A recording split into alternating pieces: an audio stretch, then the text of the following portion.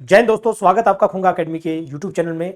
आज हम बात करेंगे सैनिक स्कूल एंट्रेंस टेस्ट में आपका बच्चा कैसे अच्छा परफॉर्म कर सकता है या कैसे आप इसमें रिजल्ट बना सकते हैं और किस तरीके से सैनिक स्कूल का पेपर जो है वो क्रैक हो सकता है, इसके विषय में हम बात करेंगे। अगर आप चाहते हैं आपका बच्चा सैनिक स्कूल का पेपर पास करे और सैनिक स्कूल में पढ़े तो ये वीडियो आपके लिए बहुत ही इंपॉर्टेंट होने वाली है। पूरा लास्ट तक इस वीडियो को देखें, ये वीडियो बहुत इंपॉर्टेंट आपके लिए होने वाली है। आप देखो, सबसे पहले इसमें मैंने लिखा है कि सैनिक स्कूल एंट्रेंस टेस्ट को आप कैसे पास करेंगे। तो इसके जो बड़े बेसिक एक फंडा है, वो सबसे मेन फंडा जो है वो है टाइम मैनेजमेंट। क्या है? Time management. तो आप लोगों ने ये भी देखा है कि जनरली जो कॉम्पिटेटिव एग्जाम्स जो होते हैं, इन सब में जो टाइम का इंपॉर्टेंस है वो बहुत इंपॉर्टेंट है। यानी आपको एक लिमिटेड टाइम दिया जाएगा, उस लिमिटेड टाइम में आपको नंबर ऑफ क्वेश्चंस दिए जाएंगे, वो आपको अटेम्प्ट करने हैं, वो आपको सोल्व करने हैं और फिर आपको जो है उसका आंसर देना है। इसके बाद जो है तब आपका माना जाएगा कि आपने टाइम मैनेजमेंट के हिसाब से पूरा पेपर अटेम्प्ट किया है या नहीं किया है। तो टाइम मैनेजमेंट की दो तीन चीजें हम इंपॉर्टेंट जो है डिस्कस करेंगे। जैसे आपका बच्चा अगर सैनिक स्कूल के लिए प्रिपेयर कर रहा है तो आपको सबसे पहले इंपॉर्टेंट चीज वो करनी है, वो है उसका टाइम मैनेजमेंट। टाइम मैनेजमेंट में उसके दो तरीके हैं। एक है आपका डेली टाइम मैनेजमेंट, है ना। Daily time management, daily time management का कि पूरे दिन का उसका जो शेड्यूल है, यानी अगर वो पेपर के लिए तैयारी कर रहा है या अभी जो कमिंग एग्जाम है उसमें वो अपीयर होने वाला है, तो आपको अपने बच्चे का एक डेली टाइम रूटीन सेट करना होगा, जिसमें उसका एक वेकअप टाइम मॉर्निंग और उसके बाद उसका पूरे दिन क्या शेड्यूल रहेगा और उसका रात को सोने का समय, दिन में उसका फिजिकल एक्टिविटीज, ये सारी चीजें आपको उसमें मैनेज करनी होंगी। तो इस डेली टेक्निक में जो है आपको ये निश्चित करना होगा या बच्चे को निश्चित करना होगा कि इस टाइम में मुझे पूरे दिन में कितने घंटे पढ़ाई करनी है। आप सपोज करो कि दिन में 4 से 5 घंटे अगर आप दे पाते हैं सैनिक स्कूल की प्रिपरेशन के लिए, जो कि काफी अच्छा टाइम है, तो उसमें आपको चारों सब्जेक्ट्स को डिवाइड करना पड़ेगा कि सब्जेक्ट को कितना टाइम देना है।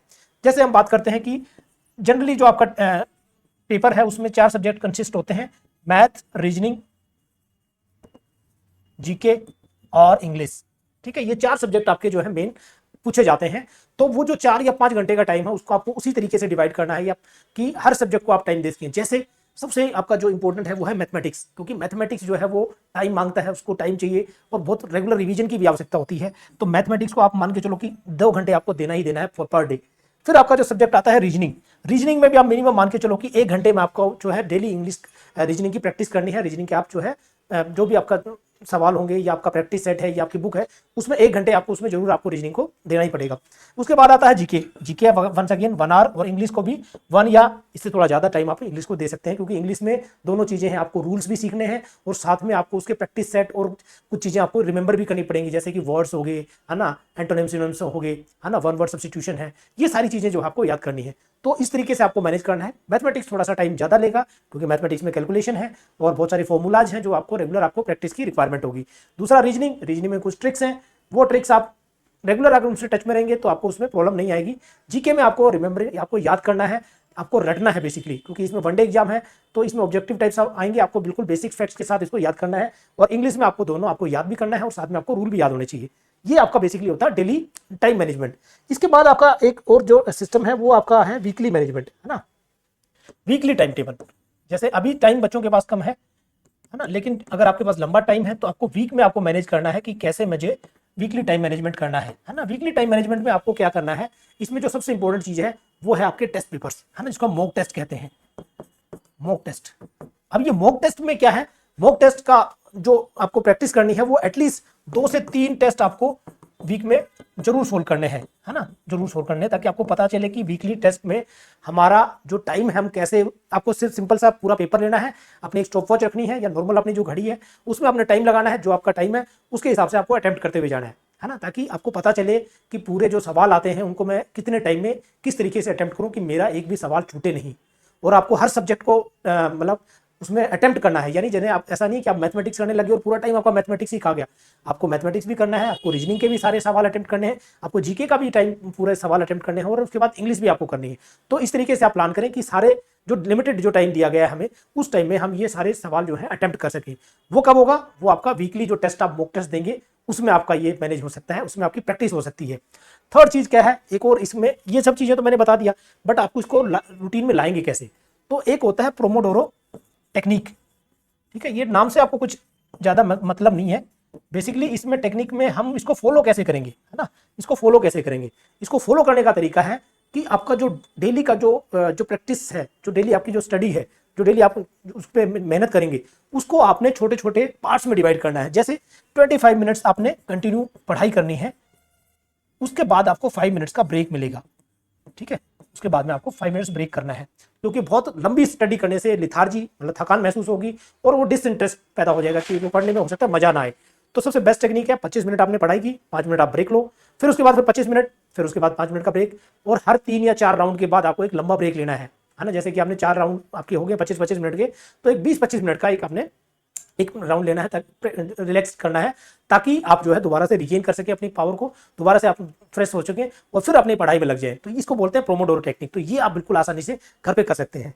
नेक्स्ट जो इंपॉर्टेंट है, जो ब्रेक टाइम जो है आपका, है ना, जो ब्रेक है, अब ये ब्रेक को हम कैसे करेंगे? ब्रेक टाइम यानी जो रेस्ट टाइम है उसको आपको कैसे करना है। बहुत से बच्चे या पेरेंट्स ये सोचते हैं कि ब्रेक टाइम का मतलब है कि टीवी देख लिया या मोबाइल फोन में कुछ गेम खेल लिया, तो वो अगेन फिर आपका एक मेंटल आपका हैक हो गया कि आपका दिमाग फिर से किसी चीज में ऑक्यूपाई हो गया, और आपका जो रिलैक्स आपको करना था या जो आपको उस टाइम को यूटिलाइज करना था वो आपने अच्छे से यूटिलाइज नहीं किया। तो इसमें आपको एक सबसे बड़ी इंपॉर्टेंट चीज है, वो है आपकी फिजिकल फिटनेस, है ना, फिजिकल फिटनेस। अब फिजिकल फिटनेस में क्या है? फिजिकल फिटनेस का मतलब ऐसा नहीं है कि आप ग्राउंड में चले जाएंगे। फिजिकल फिटनेस का मतलब है कि आप घर के अंदर या जो आपका स्टडी रूम है उसमें आप फिजिकली अपने आप को कैसे फिट रख सकते हैं।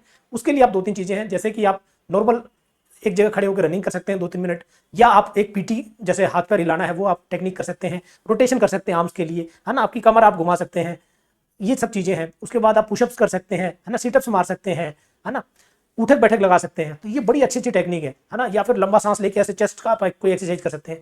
तो आप इसमें फील करोगे कि आपका जो ब्लड सर्कुलेशन है वो बढ़ जाएगा और एक फ्रेशनेस आएगी। तो जो भी हमने इतनी देर पढ़ के, यानी जो 3-4 राउंड हमने पढ़ा, उसके बाद हमें जो एक बोरियत या एक थकान महसूस हो रही थी, दोबारा से एनर्जाइज हो जाएंगे, क्योंकि ऑक्सीजन का लेवल बढ़ेगा और फिर से चीजें जो है दोबारा से वैसे ही फील होने लगेंगी, बड़ा फ्रेश फील करने लगोगे आप। तो ये अच्छी टेक्निक है। रेस्ट जो है, रेस्ट तब आप कर सकते हो जब आप फिजिकली भी थक जाएं और मेंटली भी थक जाएं। तो आप हो सकता है 15-20 मिनट का कोई शॉर्ट नैप, या कोई आप नॉर्मल रजाई ओढ़ के कंबल ओढ़ के लेट गए और आपने एक लंबी नींद ले ली आधे घंटे की 20 मिनट की, वो एक टेक्निक हो सकती है। बट जो एनर्जी बच्चों की है उसमें ये रेस्ट की रिक्वायरमेंट नहीं है। इनको सबसे बढ़िया रिफ्रेशमेंट मिलेगी वो है इनकी फिजिकल एक्टिविटी से। तो फिजिकल एक्टिविटी यानी जैसे घर में सीढ़ियाँ हैं तो सीढ़ियों के 2-3 राउंड आपने अप डाउन कर लिया, बहुत अच्छा आपको फील होगा उसमें, है ना। या कुछ आप एनर्जेटिक डाइट ले सकते हैं, जैसे फ्रूट्स खा सकते हैं, है ना, वो चीज़ें आपको लिए बड़ा रिलीफ फील करेंगे आपको। ये आपको रखना है स्टडी के दौरान। दूसरा, फिजिकल फिटनेस आपको जो है डेली आपको एक रूटीन होना चाहिए, एटलीस्ट कि 45 to 1 आवर, है ना, 45 मिनट्स टू 1 आवर जो है आपको ग्राउंड में भी आपको लगाना है। ग्राउंड का मतलब आपको रनिंग करनी है, आप बैडमिंटन खेलते हैं, आप फुटबॉल खेलते हैं, आप दोस्तों के साथ पार्क में खेलते हैं या नीचे खेलते हैं आपकी सोसाइटी में, वो बिल्कुल आपको छोड़ना नहीं है। उसके लिए आपको 45 to 1 आवर आपको जरूर रखना है, ताकि जो पूरे दिन की जो थकान है वो एक बार चैनलाइज हो जाए, उसको मतलब दोबारा से रिफ्रेश हो जाए। तो ये आपको चीज़ें बिल्कुल आपको अपनानी पड़ेंगी, ताकि जो उसका पढ़ाई के साथ साथ उसकी फिजिकल फिटनेस भी बनी रहे।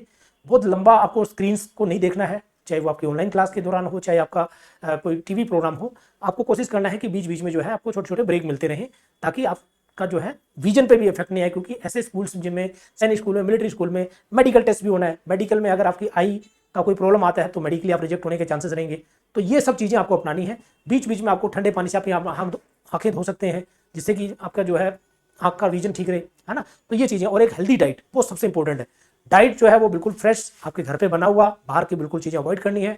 फ्रेश आपको खाना है, ज़्यादा से ज़्यादा आपको फ्रूट्स और ये जो वेजिटेबल्स हैं इन पे आपको रिलाई करना है, ताकि पूरे दिन बॉडी में जो है एक चुस्ती बनी रहे, फ्रेश बना रहे और चीज़ें हमारी चलती रहे। तो ये बेसिक मैंने टेक्निक बताई आपको टाइम मैनेजमेंट की, और थोड़ा सा हेल्दी रूटीन आपको कैसे अपनाना है कॉम्पिटेटिव एग्जाम्स के लिए। ये रूटीन अगर आपने फॉलो किया तो ये पूरी ज़िंदगी आपको काम आने वाला है। आप सैनिक स्कूल में जाएंगे, मिलिट्री स्कूल में जाएंगे, RIMC में जाते हैं या किसी भी ऐसे स्कूल में जाते हैं, वहाँ भी टेक्निक यही होती है। आपको फिजिकल फिटनेस, आपको अपनी अच्छी पढ़ाई, आपको बाकी कोकुलर एक्टिविटीज, सब चीज़ों के साथ एक अच्छा टाइम मैनेज किया जाता है, और वहाँ पे टाइम मैनेजमेंट बहुत अच्छा है। ऐसे ही आप एकेडमी में जाएंगे, जैसे NDA अगर जाते हैं, IMA अगर जाते हैं, तो वहाँ भी चीज़ें आपको ऐसे ही सिखाई जाती हैं कि आपका पूरा दिन आपको किस तरीके से प्लान करना है, किस तरीके से आपको मैनेज करना है। तो वो चीज़ें हम अभी बचपन से ही सीखेंगे, तो हमारे फ्यूचर में बहुत अच्छी अच्छी चीज़ें, बहुत अच्छा टाइम आने वाला होगा। तो ये वीडियो मैंने आपको बनाया है सैनिक स्कूल, मिलिट्री स्कूल का जो टाइम मैनेजमेंट है या पेपर को क्रैक करने की जो बेसिक फंडे क्या है उसके बारे में। अगर वीडियो आपको पसंद आता है तो हमारे चैनल को लाइक जरूर करना है और सब्सक्राइब करना है, ताकि मैं ऐसे वीडियो जोर लाता रहूं। बाकी आपका कोई डाउट रहता है तो हम हमारे कॉन्टैक्ट नंबर पर फ़ोन कर सकते हैं, आपकी मदद की जाएगी। जय हिंद।